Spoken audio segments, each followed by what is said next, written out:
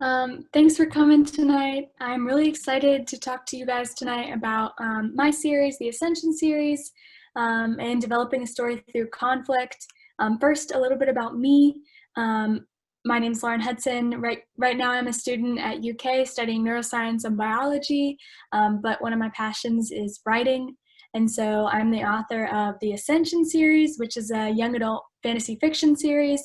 And I'm also the co-author of the Students Leading America series, which is a series that blends fiction and nonfiction to teach life principles to students. So kind of on both ends of the spectrum there. But today I'm going to talk to you about the Ascension series, specifically The Deception, which is the second book in the series. So let me share my screen with you. Okay. All right, so for those of you that were here when we did the Zoom for the Ascension, the theme of this is developing a story and developing a story through different aspects. So the Ascension was about developing a story through plot. And then today we're going to go through The Deception, which I mentioned was the second book in the series, and we're going to talk about developing a story through conflict. So today's roadmap, first I'm going to talk about what is conflict. Oops, sorry guys. What is conflict, why it's important, conflict, and then a few pitfalls to avoid. This is very similar to the other presentation I did, and I'm really, really excited to talk to you guys about it. So first, what is conflict? Technically speaking, it's a clash between two opposing forces. In literature, typically it's a problem that occurs between two characters or two different things. And one thing that I wondered was how it was different from plot. I think a lot of times they're used interchangeably, but actually the conflict is a subcomponent of plot. They fit in together, and conflict is what helps drive the plot and helps drive the story and makes the reader want to keep reading. So there's two main types of conflict, internal or external.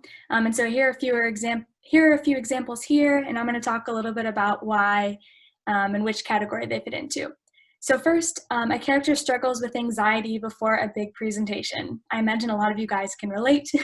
Public speaking is scary sometimes. And two questions to ask when determining internal versus external are, what's the opposing force and where's the location? So with this first one, the opposing force is the character's anxiety.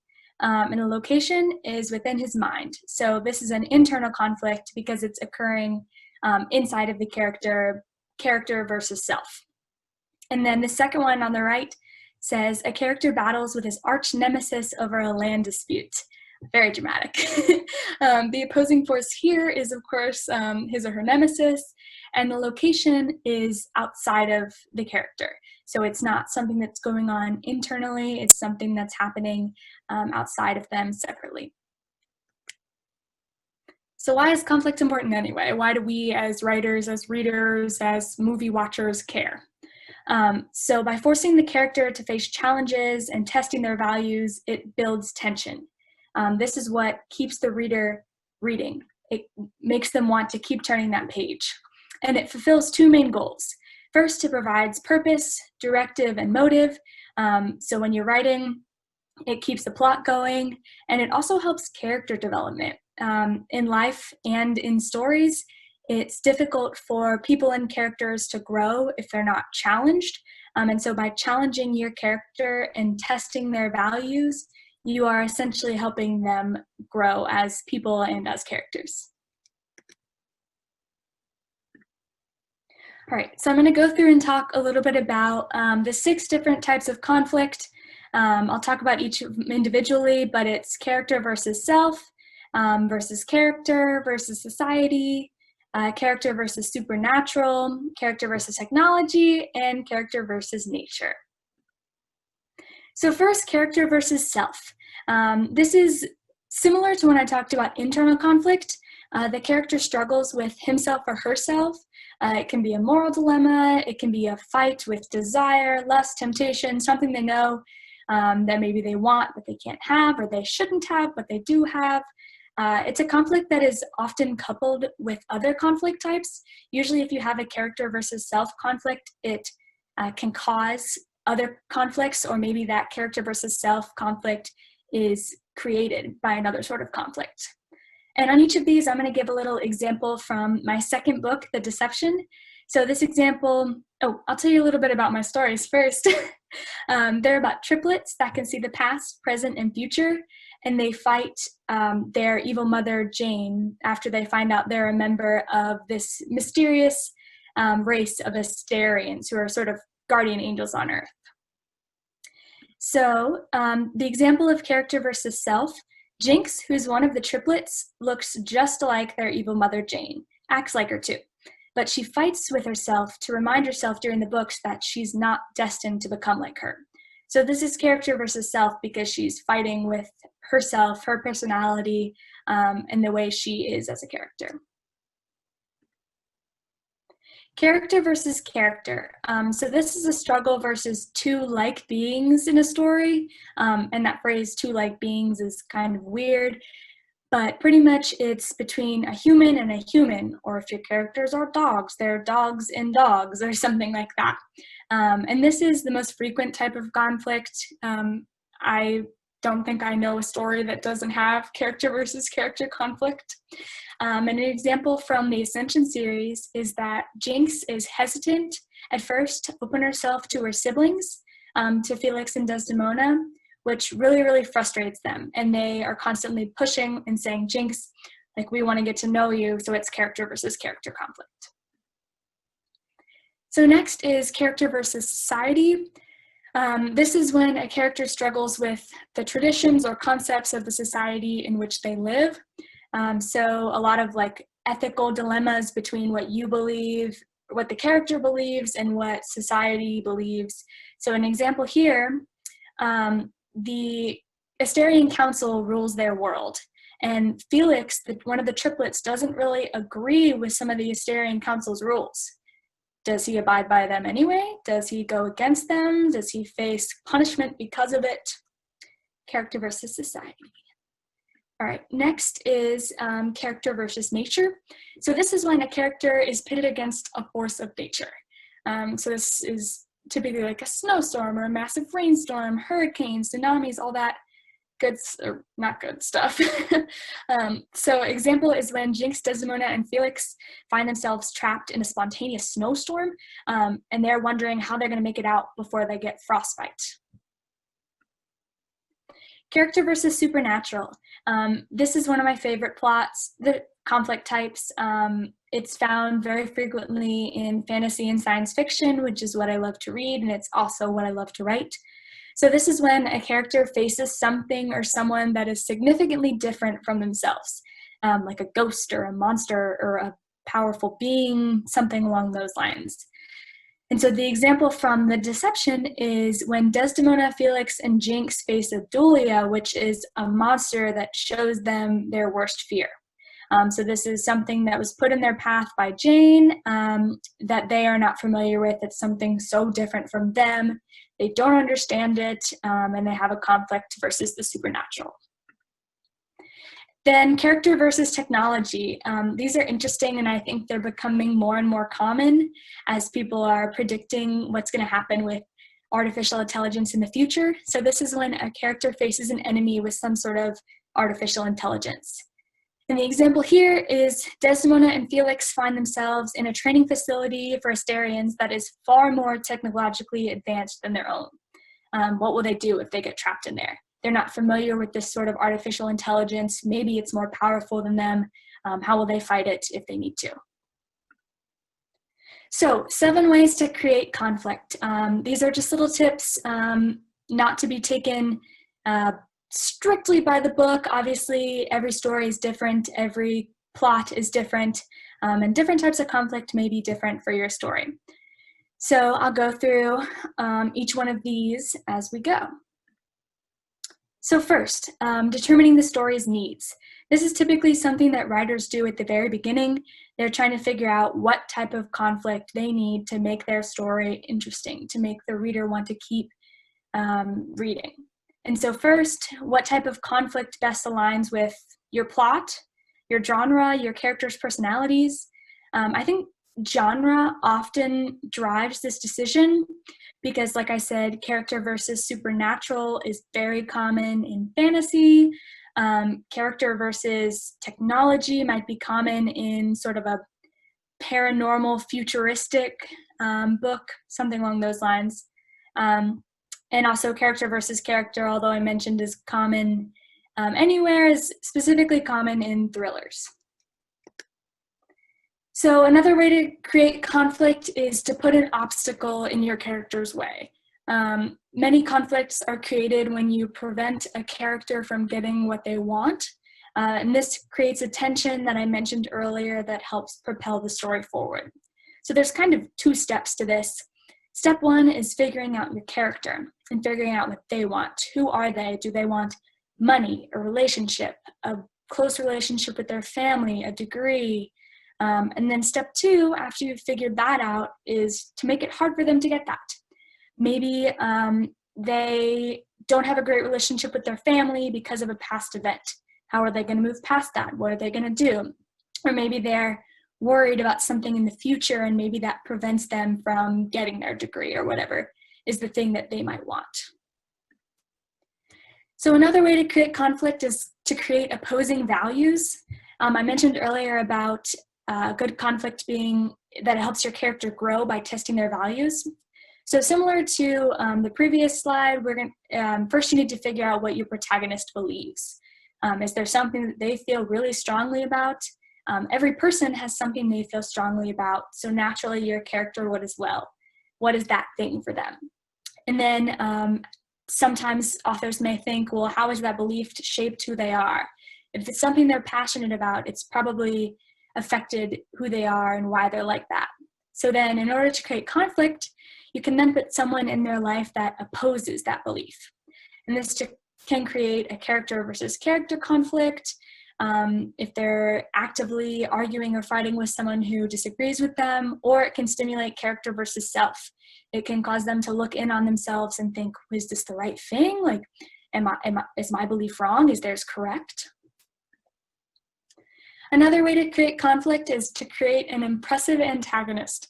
There's nothing better than an amazing villain. So similar to the past slides, first you can ask, what are your protagonist's weaknesses? Are they anxious? Are they physically not very strong? Are they emotional? Whatever that weakness is, you can then create an antagonist that knows how to exploit that weakness. So I mentioned earlier that Jinx, one of the triplets in the book, is afraid of turning out like their evil mother, Jane. So naturally, Jane exploits this weakness by continually pointing out their similarities. And this helps Jinx grow and realize that, hey, maybe I'm not quite the same as she is.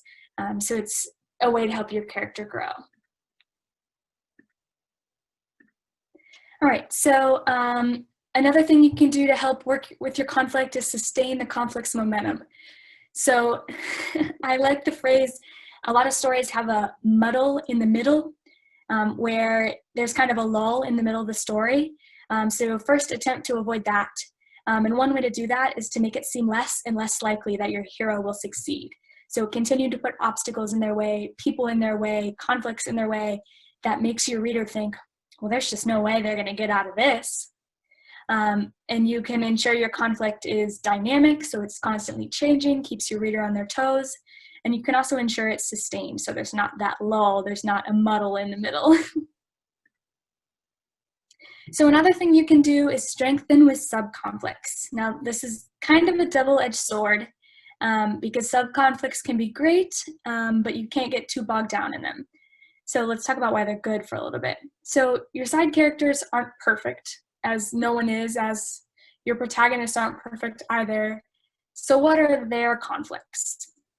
Sometimes you can build a complex plot with your side characters that can intermingle with your main characters. But you also need to make sure that it complements the conflicts of your protagonist. It's not clashing, it's not taking away from the main story. And along that lines, as I mentioned, you can't get too bogged down in the sub-conflicts. If you really like that side character and it's that awesome, create a spin-off. You're the author. So another thing you can do is raise the stakes.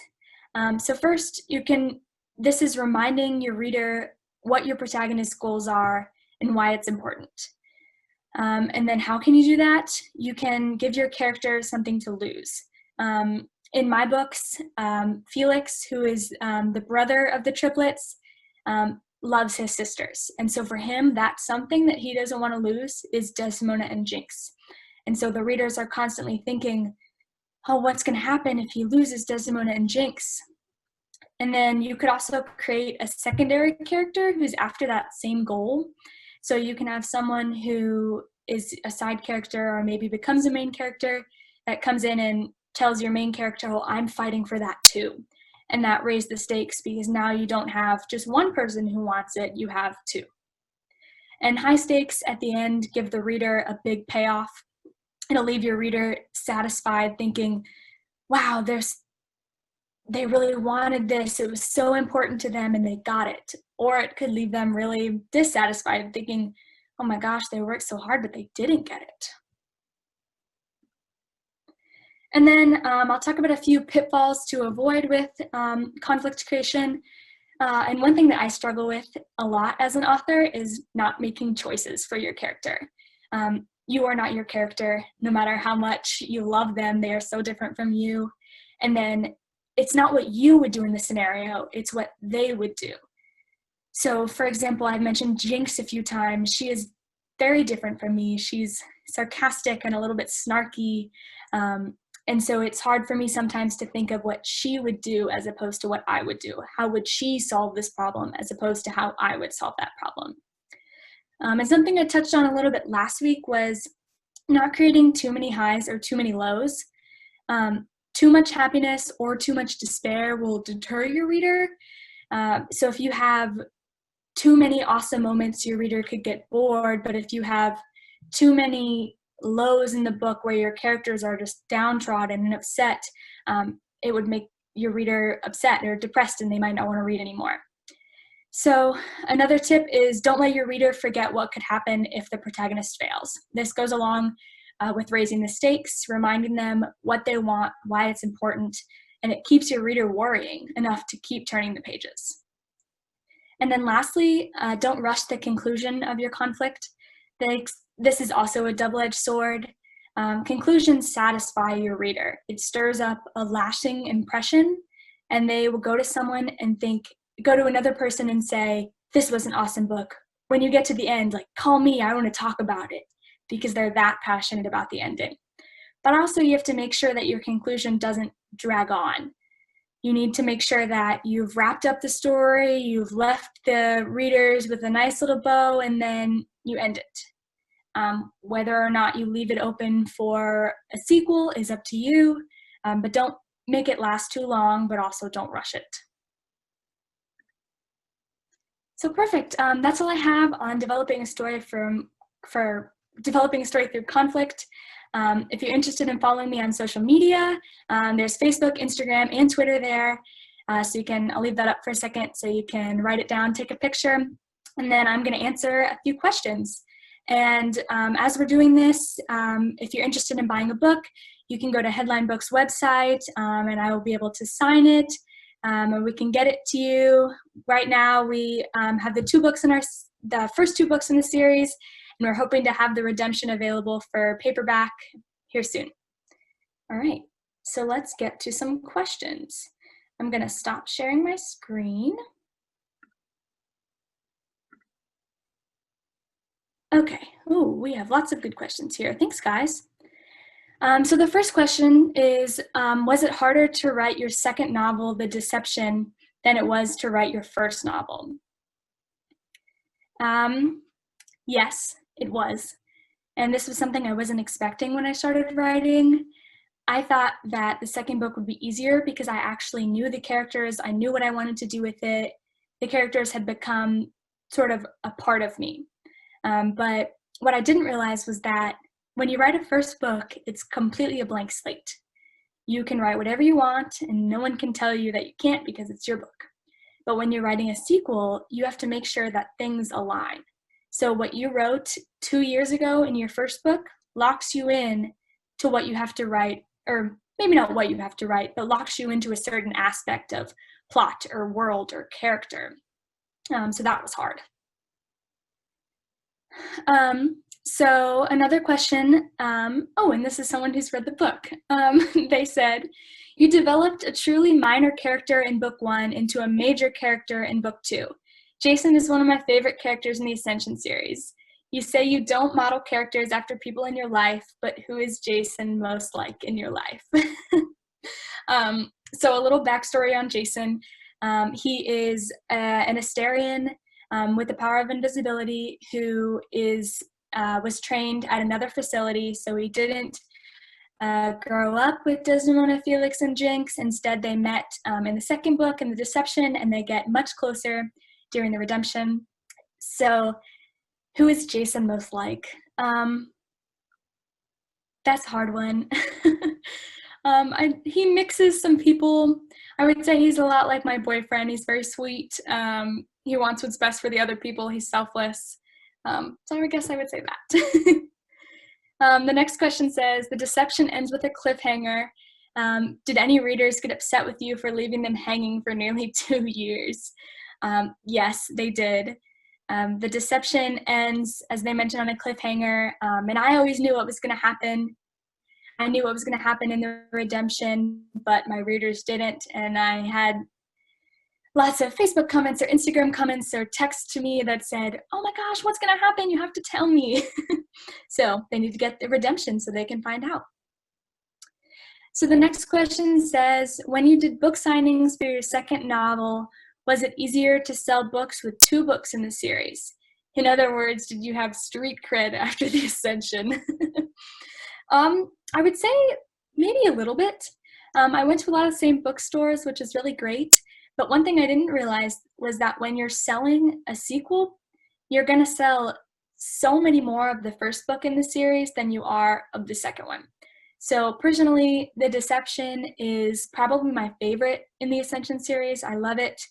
But it didn't sell as well at bookstores because people were buying the Ascension. And I can only hope that they loved the Ascension enough to want to get the Deception and hopefully the Redemption here soon. So the next question says, do you believe it is absolutely necessary to ensure conflict is resolved by the time your story is finished? How do you find the balance between teasing your audience and satisfying their need for resolution? This is a really good question. I, as a reader, when I read books and they're not wrapped up with a neat little bow, it aggravates me. And so as a writer, I tend to lead more of the satisfying their need for a resolution. But as I mentioned, the Deception does end in a cliffhanger. And so I think as long as it is resolved at some point in time, even if the resolution isn't maybe what the readers want, that's the story and that's what you need to tell. Let's see. The next question says, what are you interested in writing about since you finished the Ascension series stories?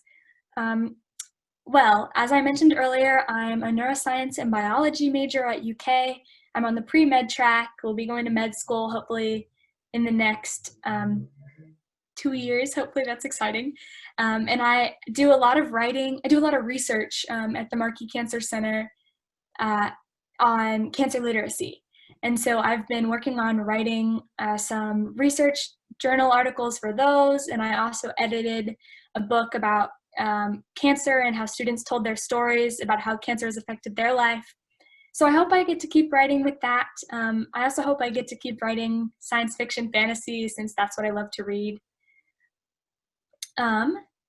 Let's see, we have a request to read an excerpt, which I will do in 1 second. I'll answer this last question and then we can end with the excerpt. So this question says, your books create a lot of camaraderie between characters who all face conflicts both together and apart. How do you think the conflict developed your characters and their individual stories? This is a good question. I think that the hardest part was trying to figure out how their conflicts all fit together, because my characters are so different from one another. I think they run the gamut of personalities. And so I tried to specifically go in with each character and think, okay, what is their struggle? What are they worried about? And then I figured out how they could grow with their individual stories through those conflicts, and also how they could grow from learning about the conflicts of others and seeing how those were resolved. All right, so I think that's all the questions we have. I'm going to end with an excerpt from The Deception. It's near the end, but I promise I won't give too much away. You'll have to read it to figure out what happens next. So The Deception says, "In the middle of the night, a small rustling sound causes Desdemona to stir. Across the room, she sees Jinx's shadow moving. Jinx reaches into the closet, then sits down on the bed to put shoes on her feet. Trying to be as quiet as possible, she flinches a little bit every time the bed squeaks. Desdemona blinks her eyes sleepily and glances at the clock. 2:17? What is Jinx doing up at 2 a.m.? Hey, Desdemona mumbles. What are you doing? Where are you going? Jinx mutters much like Desdemona, showing she too just apparently woke up. I'm just going to get some water. We ran out and I'm thirsty. With this, Jinx puts her mind to rest. Desdemona begins to doze back off, falling to sleep easily. But if she had stayed awake for just a few more seconds, she would have seen Jinx throw a bag across her back. And Desdemona surely would have wondered why someone would need a bag to get water. So if you're interested in seeing what Jinx was up to and why she needed a bag to go get water, check out The Deception. Like I mentioned, this is the second book in the series. And if you're interested, you can go to Headline Books website and order it there. I see we've got some orders rolling in, so I'm super excited about that. I hope you guys enjoy it. Thanks for coming.